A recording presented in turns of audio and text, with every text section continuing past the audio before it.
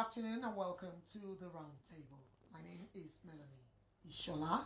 Joining me to dissect, discuss, disagree, agree where necessary this afternoon are two gentlemen, Adekule Aliyu and Nehemiah Nwosu. Good afternoon, gentlemen. Good afternoon, Melanie. Good afternoon, viewers. It's good to be here again. Ladies. It's good to Your be here. lady, she's the jealous lady here.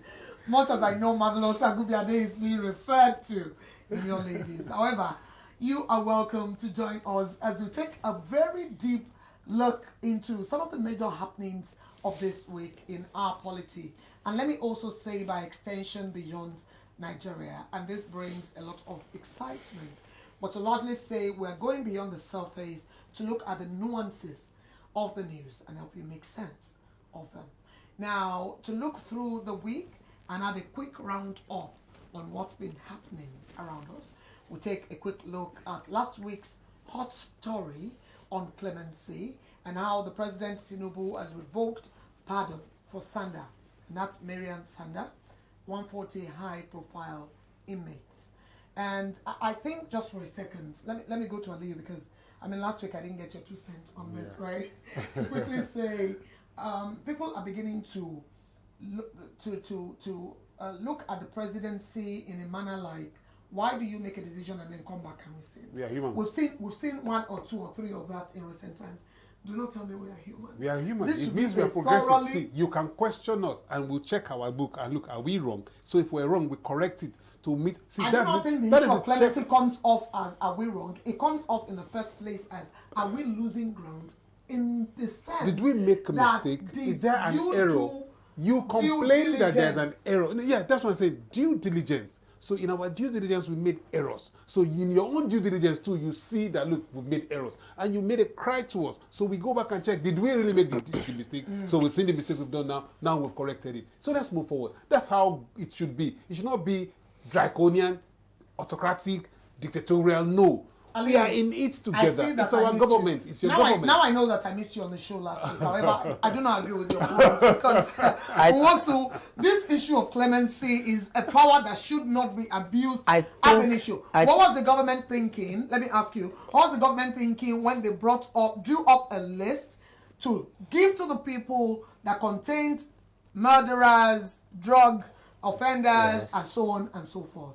How did they think that the masses would take it? I think this take us back to the say when we say the people in government just do things anyhow, because we have to. In this case, you begin to ask the question: does our country still have laws? Does our country still have a constitution that guides us? Now, I have listened to different legal professionals, talk about the powers of the president. Now, the president has the power, to grant clemency, but does he have the power to it's like he's convicting those people again. Oh, so with this whole reversal? Yes. No, because it's not. In my own opinion, it's because not. I listened. Somebody sentenced to life imprisonment, death by whatever, is now getting, for example, Marian Sanda. Okay. So a sentence is not freed. But sentence, she was initially pardoned. But now she has to serve 12. And she's already served 6 years, 8 months. So in a manner of speaking, she has somewhat 5 years to go. Much to go. So, but she's going to serve that. Hold on. She has been pardoned. This is for me. Not pardoned. The pardon is now reviewed. She's still not a pardon. She's still going to... It's still a pardon. But now reviewed. Instead of outright pardon, you are still going to spend 12 years. Because of the weight of the offense. So after it has been signed. Hold on. The signature has been... Nehemiah. After it has been signed in the first place. Gentlemen. Can we change? Can a criminal, a hardened criminal, can he change? Absolutely. So if this process had been done as it should have been done, there won't be any wolf, isn't it? If Aliyu, while hardened criminals, every human has a right to change. People really do change. I do not have the data to support this, but how many hardened criminals do we really know? They do change. That People have do. Changed. And I think that also forms part of the basis for the contestation. Exactly. Are they truly changed? Are we sure those who are, that they have truly? Hold on. Those who arrested people, if these guys have not changed, and you're granting them clemency, they will come and affect your soldier that you are using to arrest them. But I think even the bigger conversation, Alio, is that on what basis were these names drawn up? Were So their affiliations, those their committee, interests? the clemency committee, Yes, would have should done be looked their into. job. Now the question I want to ask I'm moving away from this headline very quickly, gentlemen. If I knew you were this invested, I would not ask a question. Okay, Lamido Turaki rift shatters PDP chairmanship consensus. And I am thinking, following this, by only talking about it in headline roundup every week, may lead us to actually making it a hot topic next week. I've been following this and I'm looking at it very closely. But I think it's developing and we really now need to talk about it, not just today. That party, so, yes, that party needs to really there's a lot of things happening on the ground. A lot of things is Don't happening there. understand. A lot of them A are lot. even defecting now. A lot. That they have how many weeks to A their lot. So convention. their convention. And they're like, what's A happening? lot. Yes, A lot is yes. happening. There's So, no trust any a lot longer in is that happening. party. Let us agree to leave it till another day when we shall be able to do justice to that topic. Now, Shura regains freedom after 4 days in Kuje prison. Well, Magistrate Said was the one who granted each of the 14 defendants bail in the sum of 500,000. With conditions including the presentation of verified national identification number For breaking the law for what would for protest? protesting. Yeah. Breaking the law. No, wait. May I ask? There was a Does rule. protesting now equate There is breaking the law? there is a rule that you cannot protest here. But you go to that place to this. You are calling for constitution to be respected. You are breaking the constitution. So sometimes I don't ask myself, how do you want to run if you become the president? You will just run dictatorial because you're doing the wrong thing. So many of them. They said, don't protest here. Don't protest here. So take your protest to other places, not in this But place. Ali, have you considered, and now I understand what you're saying, and it's very important that we are law-abiding. On this program, we will not incite. Yeah. But in the spirit of getting every nuance on the table, have you considered that the masses may actually be worried increasingly at shrinking spaces, shrinking freedoms, shrinking avenues for expression? So let me also quickly add the 20th of October protest. And we also saw what happened in Lagos. It wasn't even a protest. These were a group of people who just wanted to honor the memory of 20th of October 2020. What do you say to how this is handled in the spirit of how people think that the civic spaces are being shrunk? So this is what we do. You want to do a protest? Yes. There is a process. Okay. You don't just gather and just go to the streets and begin to disrupt people from moving and disrupt traffic. They also have their right to move, isn't it? Yes. So follow the process. Let there be a guidance. Let's do our protest on an open ground where we can. There's no way you do protest in the that you won't be heard. Well, But if you want to become disruptive, Mr. Aliu, you now go to Mr. Aliu, let us Your now go to places Mr. that Aliu, is wrong, Mr. Aliu, and let you us cause trouble. let us just be Your protest honest. should not infringe on Let my us own rights, isn't it? let us be honest. Let us be That's honest the about day of this. this protest. You could see the traffic. Aliu, Let us stand still for hours. Let me No, have Mr. Nehemiah on Aliu, this. let us just be honest about this. Let We know the that protest these give me my own instructions. rights to do No, hold on, Absolutely, hold Aliu, on, but Mr. let me Aliu. have We it. know that these instructions don't go to this area. Don't go to this area. It's just a mechanism to restrict the protest to a particular area. So when they went to this area for this protest, you saw the traffic. No, hold on. I'll refer to the end bad governance protest. Don't destroy property. I'll take this topic. I'll take this topic away. Aliu. I'll refer to the end bad governance protest that happened in the Ogun State. So the Ogun State government said, we don't want you to stay on this area. You can even go into the stadium. You know, people were like, this is not a musical concert. This is not a. So Do you know what it means? Do you know what it means? Do you know what it means in confining? Do you know what it means in confining protesters within a stadium. containing them. What are they doing? When you had It's your like, protest, it is no longer. It is no longer. They can as well get a individual or Burna Boy to So it is no longer. It is no. It is no longer a civil. It is no longer civil. Looking at doing a protest in a stadium like No, that. no, hold on. You'll be here. You want to host a protest? Oh, Yeah, you want, please. You'll be here in the stadium just to show people that look, you can protest in a stadium and still get. I do not your agree. Nobody will give you at least a listening ear. If you protest in a stadium, nobody will give you a listening ear. What happened in the Lekki toll gate? Can I take Is that not a confined area? Can I wrap this No, hold up on. quickly? The EIE director that was, that just went to honor look at what they did to her. Absolutely. So now, let me make a wrap on this while we move on. I understand that it may be, see, that's the beauty of the roundtable, right? We do not essentially come here to agree. But even in disagreeing, let's see the point. So the point for me here is, what is a protest if there is already containment? However, it is to understand and underscore the principle of freedoms in democracy. And for me, for what it's worth, it is a debate we should continue to engage. Yeah. If this is a democracy, then we should have certain rights. Yes. The infringements, curtailments of freedoms, expressions may actually make the oppressed even madder. Of course. Right? So I think the government may want to look deeply into this and understand that it is a fundamental right, and humans will from time to time need a means of, ventilating. And let them do it. Of course, within the bound of the law, but let them have enough freedom to be able to do that. And while moving on means we treat this very quick topic from the National Assembly's committee that approves a new state creation for the Southeast. And this is interesting because it will come from two angles. So it was Ned Nwoko, right? Senator Ned Nwoko, who granted an interview, and that was on Channels Television. First of all, by saying Nigerian men should be polygamous, he pitied those who only had one wife. I had to say this, because it's he likened it to just standing on one leg, right? So any Nigerian man right now, and I think I'm talking to Aliyu and Rose, they're husbands of just one wife, right? They're standing on one leg. We don't want to go. We don't want to go that route. We don't want to go that route. That's what gentlemen. My love is with you. My That's heart for is him with you. alone.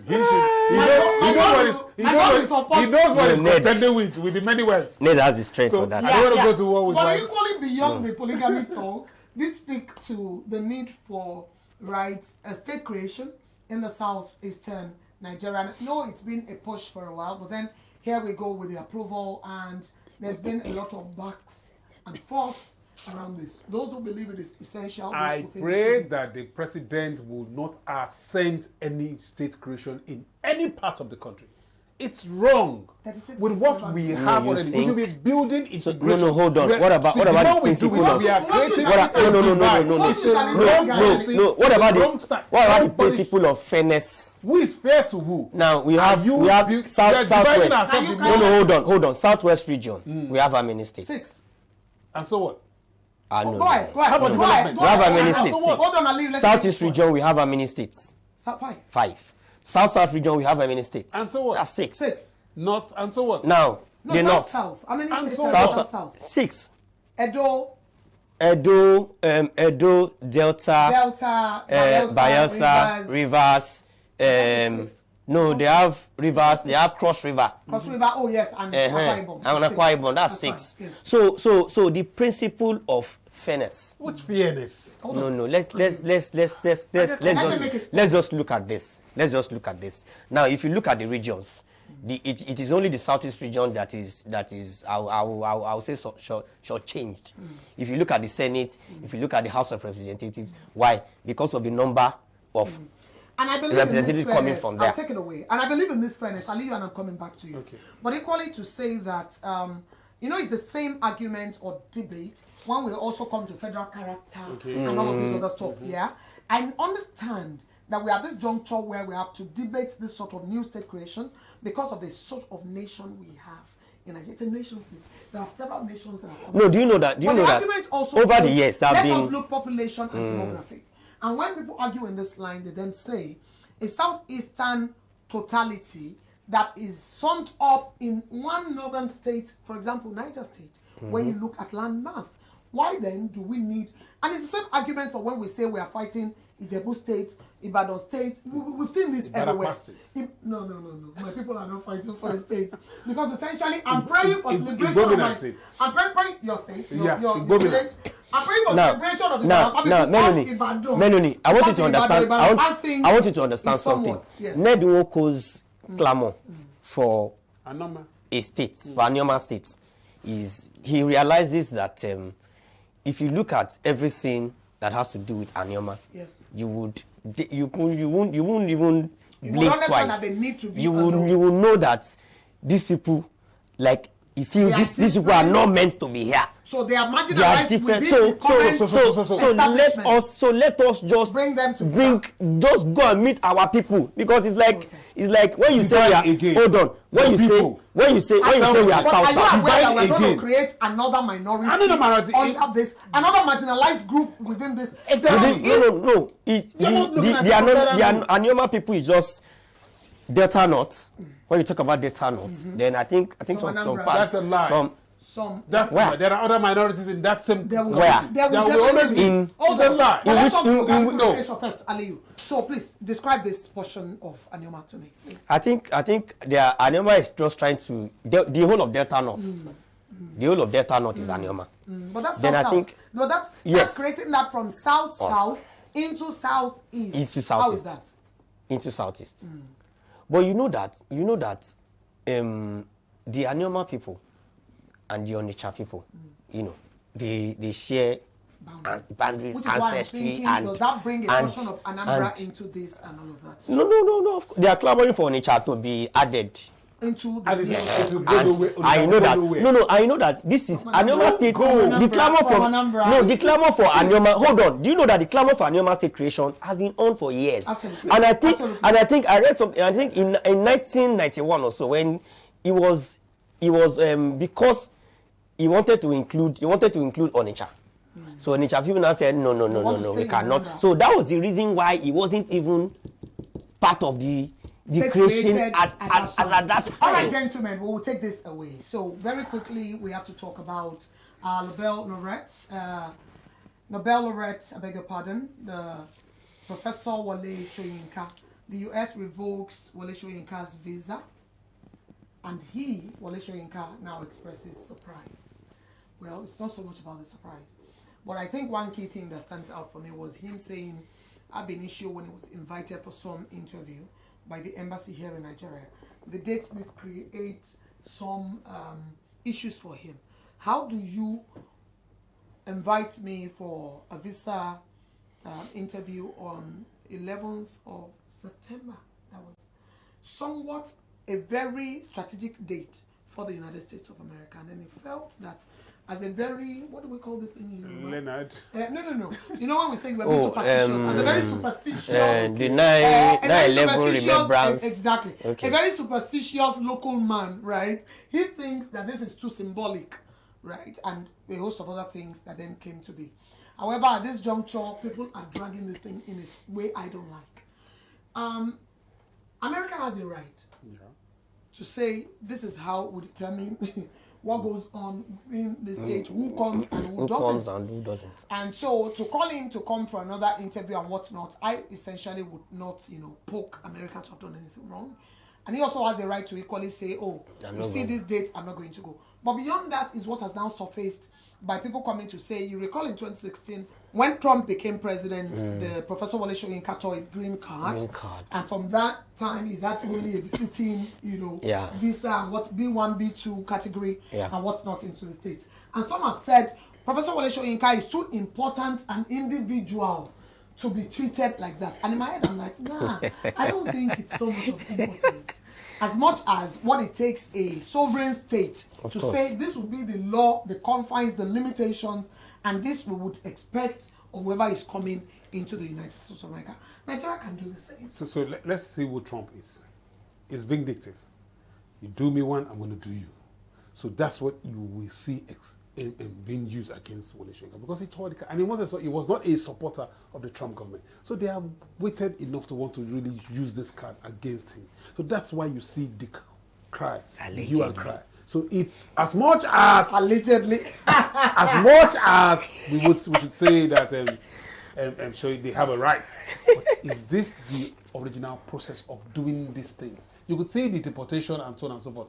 All these things have a root. They want to do what they want to do again for the people in the name of deportation. It's wrong. A lot of Nigerians out there are telling us stories of... As far as I'm concerned, is a non-issue. As far as I'm concerned, okay. It is an issue. Every country has every sovereign country has their rules. They can decide who comes in, like you said earlier, who comes in and who goes out. And if they feel that gentlemen, we don't want to grant this, we will leave this issue because it is not our major talking point. Soyinka is an institution on its own. Nobody is not about nobody's even saying that. We are saying nobody's even saying the that. process you are using to call this man to this kind of interview smacks something. Which is why he's still open to debate. And I guess this is why he himself said this reason, he's as surprised as the rest of us. Yeah. Anyways, we move on now to our last weekly roundup story, and this speaks to something within our neighborhood. Lagos demolishes home overnight. Residents stage resistance protests. Well, it's interesting to know that my colleague Suleiman Adeniyi visited Oroshoki, and he did bring back a report, and that is how we end our weekly roundup. Do take a look. In here peacefully until recently, when Kabiyesi Olúworo start complaining about that the area is dirty, that we need to restructure our building and something of that nature. Some people sold their house somewhere else because of the nearness of this place to renovate their own building. So that what Kabiyesi was saying, that he wants a standard that this place is facing the express road. So that is the face of Oworo. Around April this year, they served a paper. We went to Ogudu to find out. They said we should come with our papers. We went there around that April. Wọ́n kọ́kọ́ wá ní May, April, wọ́n cross ilé àwọn lab scam. Tún di May 5, wọ́n tún dé wọ́n wá kọ seal. Ìgbà tá a lọ sí assembly, wọ́n ní ká lọ rí Òkì. Adọ́dọ̀ Òkì ní ohun ò mọ̀ ń pa ẹ̀. Ó ní ká lọ bá ọba wa, ká lọ bẹ ọba wa. A dẹ̀ lọ síbẹ̀ àyàn àwọn aṣojú lọ sọ́dọ̀ ọba. Ọba ní ká tún lè ṣe, ká dẹ̀ lọ sí àwọn ìwé wa. A dẹ̀ gbégbèsè, ẹni tí ó ta sáìtì ẹ̀ ó tà, ó wá fi tún bí ṣe. Èmi tí mi ò ní sáìtì, mo lọ yáwó lálájẹsẹ́kù, mo fi tún lè ṣe. Torọ́kọ mi ti kú láti 2017, èmi ni mò ń gbọ́ bùkátà àwọn ọmọ. A dẹ̀ tún lè ṣe tán, kò ju bí oṣù bóyá September kọ́ ni. Mo jókòó sí ṣọ́ọ̀bù mi bí mo rí táwọn sójà. Wọ́n fídíò kí ló ṣẹlẹ̀, mo ti gbéra, mo ti sáré lọ sọ́dọ̀ àwọn bàbá chairman. So nǹkan tí ìjọba bá lè ṣe fún wa, wọ́n bá lè ṣe fún wa lórí bíbá ẹ̀ kí tiẹ̀ tó bá tẹ̀ mo ti gbà pé ìjọba wọ́n ti gbà but kán tiẹ̀ lè rà sí ìsìn wa lórí bíbá ẹ̀ kí tiẹ̀ lè ráyè gbé òkú dáàdì mi kí n gbé kóńbí. Machine almost be 500,000 industrial machine. Ní machine ẹlẹ́sẹ̀ wẹ́wẹ́ mẹ́ta òun náà fọ́mọ́ bíbá yìí. Ìta ni mo ń sùn sí láti ọjọ́ tí kí ni etí bẹ̀rẹ̀ táwọn àbúrò mi èní ni kékeré ṣẹ̀ṣẹ̀ lọ sí school. Mi ò níbi tí mo fẹ́ lọ, mi mọ bí tí mo lọ.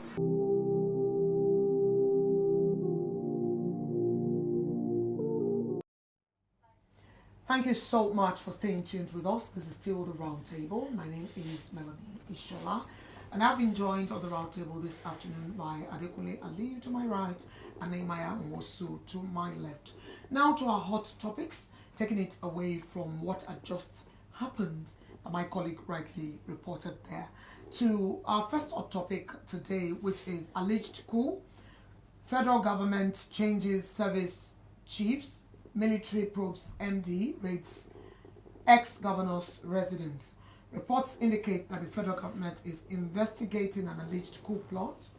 According to intelligence sources, a managing director of a federal government agency in the South-South region was arrested for allegedly transferring a large sum of money to the former Minister of State for Petroleum Resources, Timipre Silva, who has been named among those suspected of funding the purported coup attempt.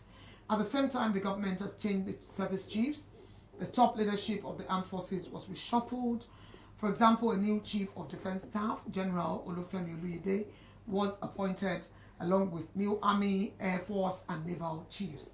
The official reason is to strengthen national security architecture, though the timing and connection to the coup rumors have raised serious concerns. There was also a raid on the residence of the ex-governor Silva, Timipre Silva, and arrest of his younger brother. The government's official stance is that the shake-up is lawful and within the powers of the commander-in-chief, but critics argue that the suddenness and context make it abrupt and worrisome, especially as the federal government maintained its stance of no coup plot. Okay, we have to make sense fast, as our time is fast running. I want to look at the sequence of events, and I think that's how we should simply analyze this. First, it was alleged coup rumors. Next, now we're talking change of, right?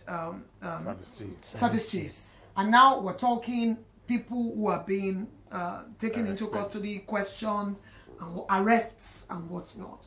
We're also talking monies up to the tune of 45 billion. We're talking transfers that have been linked to accounts of some of the ex-service chiefs, right? No, the service chiefs that have been let go of, right? And all of these things now raise even more questions than we thought. So it's making somebody really ask clearly, was there really no coup plot? And I think that's where we should start. The government still maintains. I stand with the government when the government says no coup plot. But again, these are until when we get classified, because if you look at the clemency now, we have granted clemency to Vasta. That was a phantom coup too. Yes. By that government too. That look, there was the Remadia too. There was a phantom coup too. Is this another phantom coup, or is it that the government is trying to manage the situation?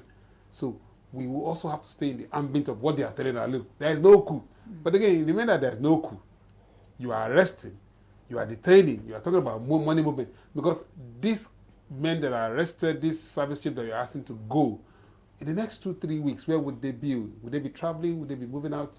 Which eye would their neighbors, their friends be looking at them as a superstar or as villain? I'm actually myself. Yes. So, but again, the government says there is no coup. So we wait till when they agree or when we disagree. Okay. So now coming from that rhetoric as well, Aliyu, there's also been in this whole mix, national security reform. That's about the major reason the government is giving. So we're doing a national security reform.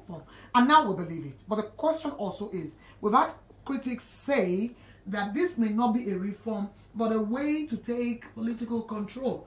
Some are saying, does this have anything to do with the fact that, if you recall, we are also talking of bringing election backwards by 180 days or what's that, right? To possibly October, November next year instead of 2027. Wow, does this have anything to do with political control? And I'm going to name my... It's a new thing for me. These are new things I'm bringing together. That angle... I may be reading too much of too many tweets. No, that's a good one. That angle for now is not something we for the could government really... to be on its own of course, and give the people the right information. That angle is not really what we can sit on. Of yet. So I think it comes back to what I usually say on this show, which is transparency, accountability, honesty. Initially, there was a coup. At least we heard of it. Again, there was no coup. No, a coup plot. A coup plot. A coup plot. A rumor of coup. There is no coup. Again, government said there is no coup.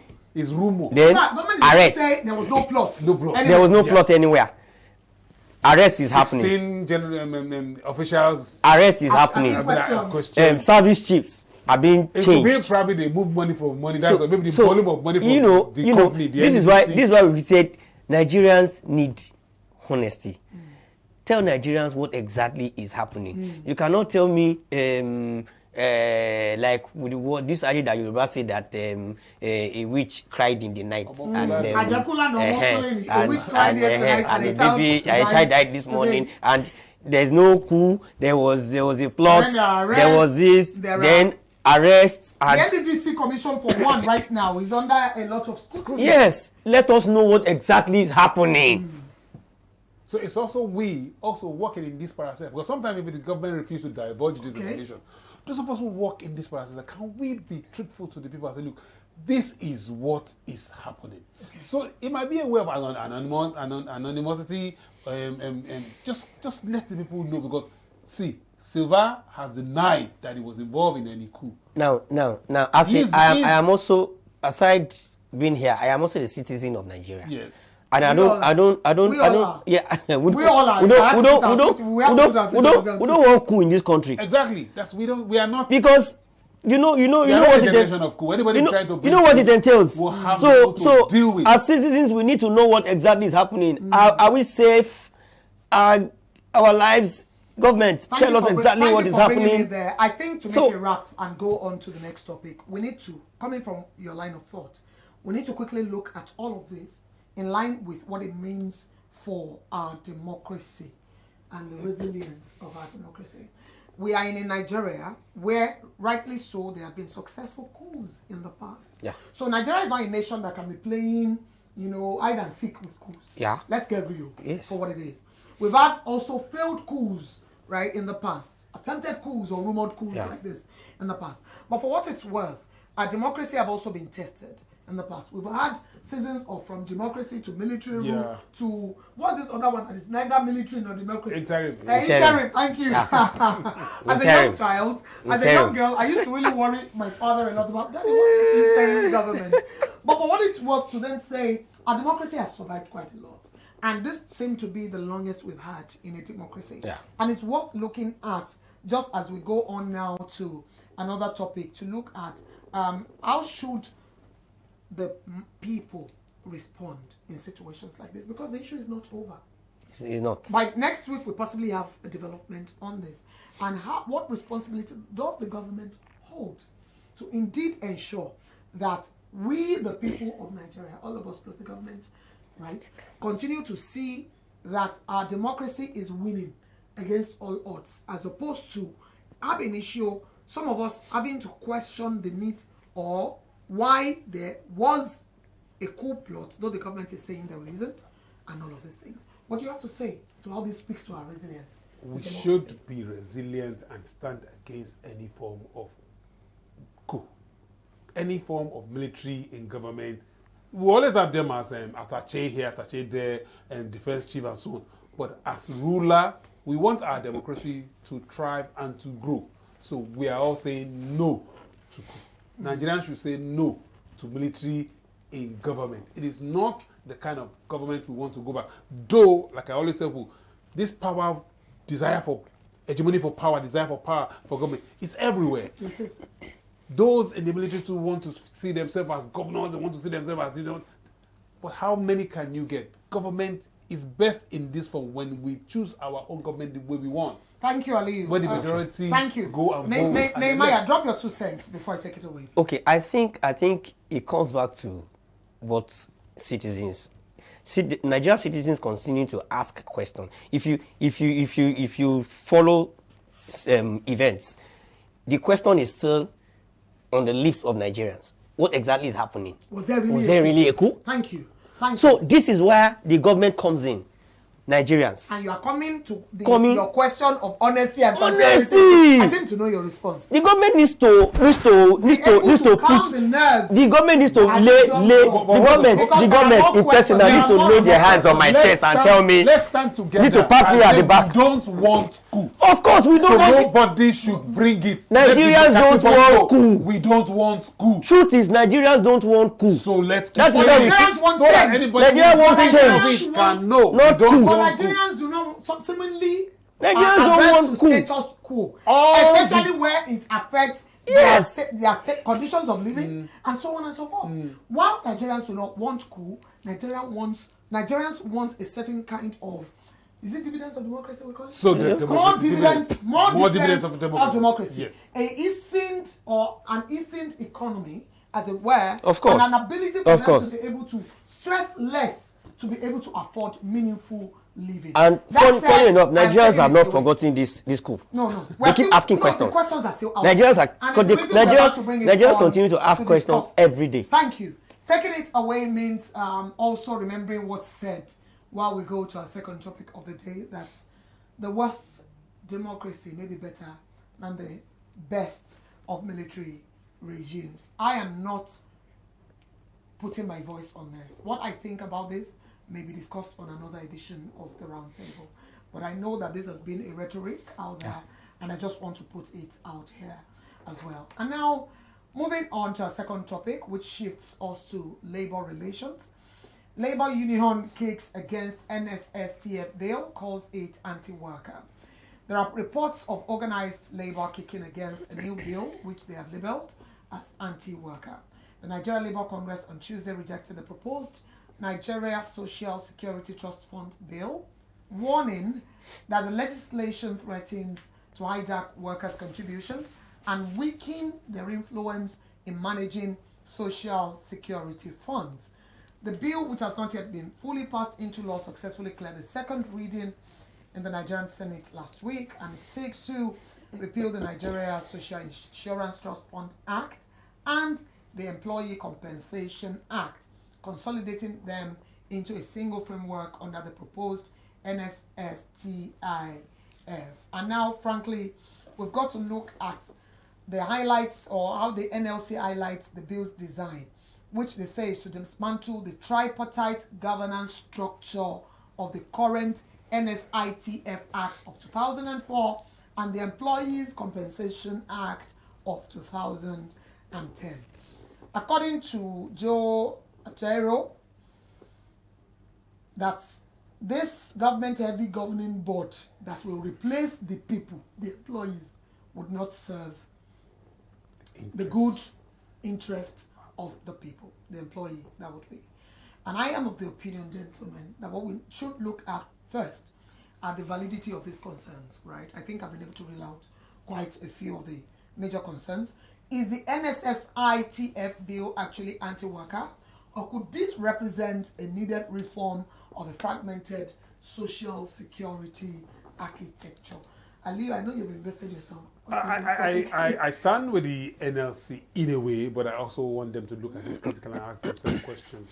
If there is no issue of trust in government, they won't question government than saying that, look, Senate, you're doing this, you are making this trip, you are weakening labor in this ruling of the NSITF. Now, I know that the NSITF 1993 Act is perfect the way it is according to NLC, but the improvement also in it is that the Senate wants to include the informal sector in the Security Trust Fund so that they too can contribute on their own by themselves to the NSITF. So they find a way to improve it, but what the NSC is having issue is the board, the control. If the NSC would not have at least two-third control, so that government does not have a higher voice, politician does not have a higher voice in determining, in safeguarding the funds that have been contributed. Because the moment it becomes a government thing, it's now the politicians that will decide the whole board members and everything. And that's why NSC is saying, no, we disagree with you, please make this thing better. Or else, go back, leave us where we are. Leave me the way you are. I think Mr. Aliu has, put out almost everything. He has laid the real issues. It's the same thing we keep saying, accountability, trust in government, and of course the ideas that the government has put out, make sense. But NLC is saying we don't trust you. But what if the bill goes through? What do you think will happen? What related industrial actions do you think the NLC can use to essentially regain their power? Because this is a power. It's a power. Yeah, it's a power fight. Senate to say, okay, bring your grievances. Let's sit down again and discuss it. Thank you. We'll now make it. Thank you. You now give the contribution of the NLC. You now look at your own and say, okay, exactly. Where can we correct it? If truly this is pro workers, this is pro people. You make it happen. It's not for them. Exactly. It's for us. Exactly. Exactly. They don't. Exactly. I need the Senate. The Senate needs to call NSC. Let's sit down. Let's discuss. What exactly is the NSSTF? It's for workers' insurance. Of course. Workers' health. Workers' coverage. Everything is about workers, so that when you're working, you can get some coverage when you are disabled. Yes. When you have disability in work, Yes. you get this, you get compensation. Compensation. Exactly. It's for them. It's for them. The senator have the ability to fly over. So- But I want us to look into this. But when there's a sludge of fund, you know, when the fund is merged. You know now. So this is where I'm taking this to, gentlemen. Just before we leave this topic, we have one more hot topic before we make it a wrap, and it's to say again, I'm going to borrow Nwosu's stance, which is almost often trust, right? Accountability. I think when I look at this, and I stand to be corrected, I'm seeing the whole pension scheme. You know, there was this new act in pension scheme where they wanted to capture the how do I put this? The artisans, the labor force that is essentially not the white collar, the informal sector. Where they wanted to capture the informal sector. But this is it for me. How well has that played out? Because in my head, it's looking at like the labor union is essentially saying we have not been able to break through with this in a manner that gives us confidence that when the NSSTF does kick off, it will essentially do what it has set out to perform. So I'll take us a little bit back into history. Now, there used to be one mortgage fund I know my parents put money into. Ask me today if my father ever withdrawn anything from that fund. It was... So that is the fear of Nigerians and NLC that look. Of course. If this thing is not transparent, if it's not open, and if it would it not have power. If you don't consult us. Because if NSC is being taken out of the constitution of that board. No, not the NLC. The NLC is not in question. It is the employee. Of course. They are taking off the table. NSC. Of the power of the NLC. Yeah, of course. Thank you so much. Thank you so much, gentlemen. I'll take it away to our very last topic today, and very quickly we'll look at our last hot topic. Cameroon's veteran leader Paul Biya wins controversial 8th term, and I think another way to look at this is to simply say the oldest man in power in the world. The world's oldest man in power. Right. Finally, we look at this, and of course, Cameroon here is our neighbor, where a 92-year-old President Paul Biya has been declared the winner of a controversial presidential election, securing his 8th consecutive term in office. The official results give Biya 53.7% of the vote against his main challenger, who is equally a former ally, Issa Chiroma Bakary, who received 35.2%. The announcement has been met with protests and deadly violence. Reports indicate that security forces shot and killed protesters in cities like Douala, Garoua, where Chiroma Bakary supporters had gathered. Now, I can go on and on, quite frankly, with this, but just so we move quickly to our topic and make a wrap on the roundtable today. I like us to look at this in a comparative manner.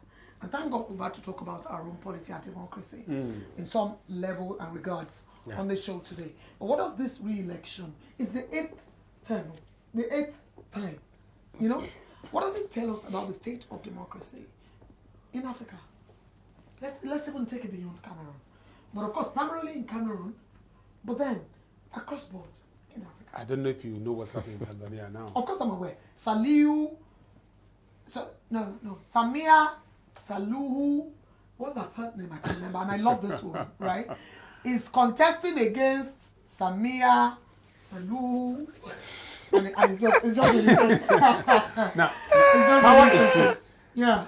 Absolute power corrupt absolutely. Absolutely. Of course. So if you want, nobody's against Biya if he gets the rulership legitimately, transparently, according to but how can it be transparent when it is the 8th time?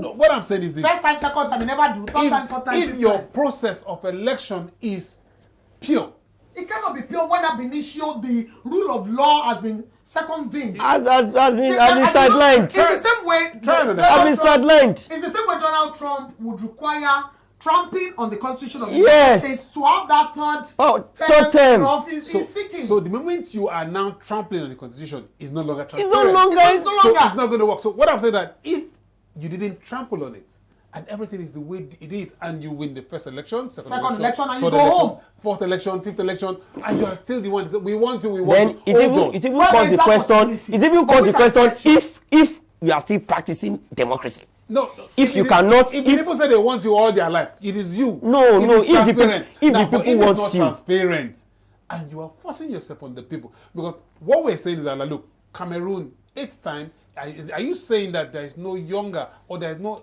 intermediate, or there is no other level of capable hand that can move the nation? Because what becomes pain of the people may not be the pain of the leader. They might be looking at something different. No, the question this is is very this. disturbing. I think This the is question very is this. disturbing. Go ahead. Cameroon's constitution.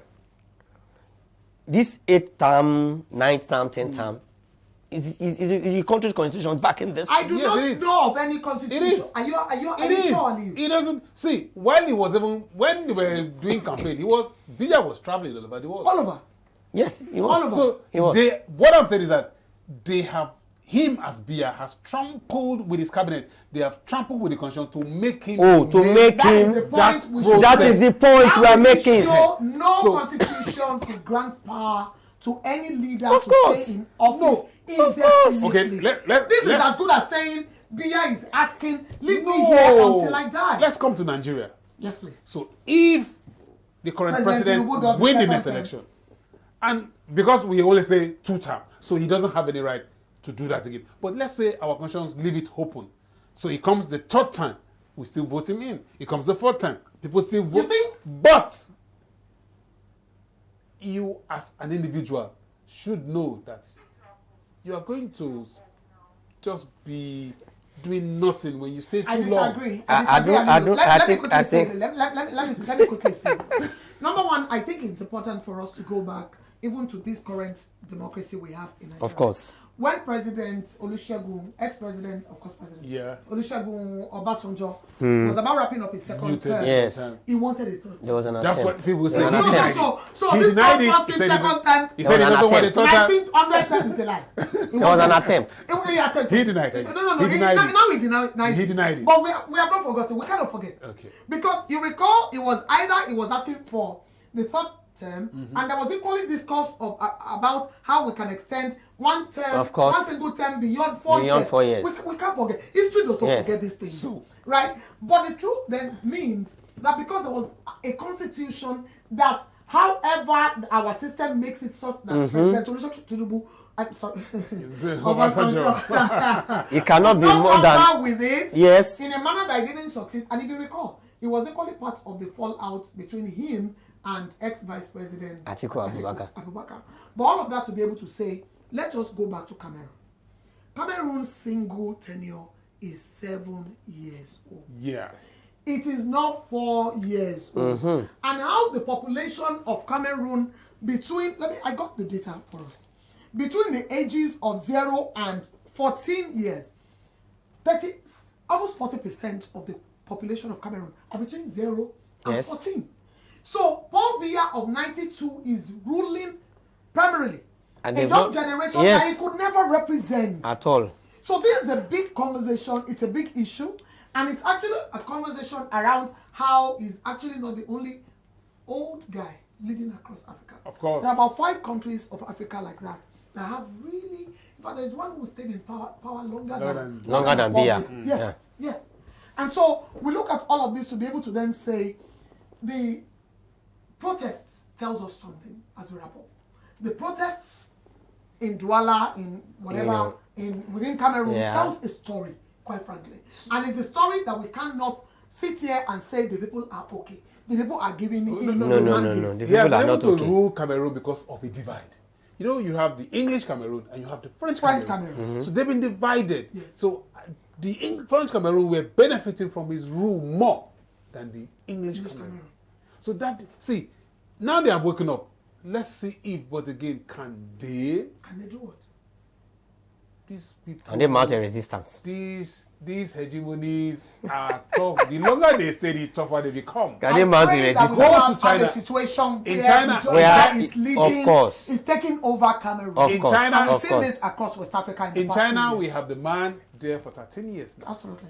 Absolutely. But you know, when we look at China, then we look at the history of China. Of course. Then you have to look at how they came off the background of communism, socialism, and whatnot, and look at what they operate as democracy today.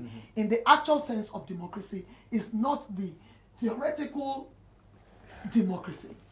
China, in some form, has been able to evolve a means of rulership, leadership, government. He also- and they believe he works also for them. treat Yeah, of It course, may be of high course. time Africa also started to look in Where? this dimension. Of course. Of a It long can really happen because no. Because I think it is not anti-human as Africans for us to expect our leaders to actually rule for a long time. The Alafia No, it's Oyo not. ruled until he's dead. It's not. Give me. It's And not. that- It's about primary people. ways. It's about the people feeling the My impact people, on governance. my people, Yoruba people So- say Odalu Loshelu. It may be high time for Africans to start to look at how democracy is being practiced and look at ways in which we can do it by virtue of the kind of people we are and how it can serve us. It may actually not be counterproductive to have leaders who serve long term. And there have been political analysts, scientists who have come up to say any ex-oil or oil-dependent nation may even need a very autocratic, I say this in the textbooks, it's not melody, may need an autocratic leadership for development. No, of course, for long-term purposes. Especially And if you're an oil-based economy. Yeah. Most leading African economies are oil-based economy. diamond, whatever, mineral resources. based economy. So these are the issues. And it's high time we started to look at our democracy in certain other ways so that we no longer continue to have juntas taking over. In the past 5 years, look at how many juntas have taken over in ECOWAS countries. So let's it boils down to And how it's also it probably what's happening in Nigeria. boils down to how Whether the there was a coup citizens or there are was being no coup. treated. I think Anyways, that's I just wish the my end of brothers, everything. and I do have friends in Cameroon, journalist friends in Cameroon. I just wish them well at this point in time, and I pray that indeed that the voice of the masses would somehow, peacefully though, rise to claim the day in Cameround. And I'm not getting emotional, am I? But well, that's just our way of saying to you, Yeah, of that's course. all we can handle on the round table today. It's been a very heated conversation. I bet passionately we have been able to analyze, discuss, agree, and there's been a lot of disagreement as well, especially between Aliyu and Umosu, whom I shall be shaking their hands to call a truce as we end the program this afternoon. My name is Melanie Inshola, and this is Adekule Aliyu and Nehemiah Umosu. Thank you, gentlemen, for joining me. Thank you for watching. Catch us next week, same time, again, on the round table. Good afternoon.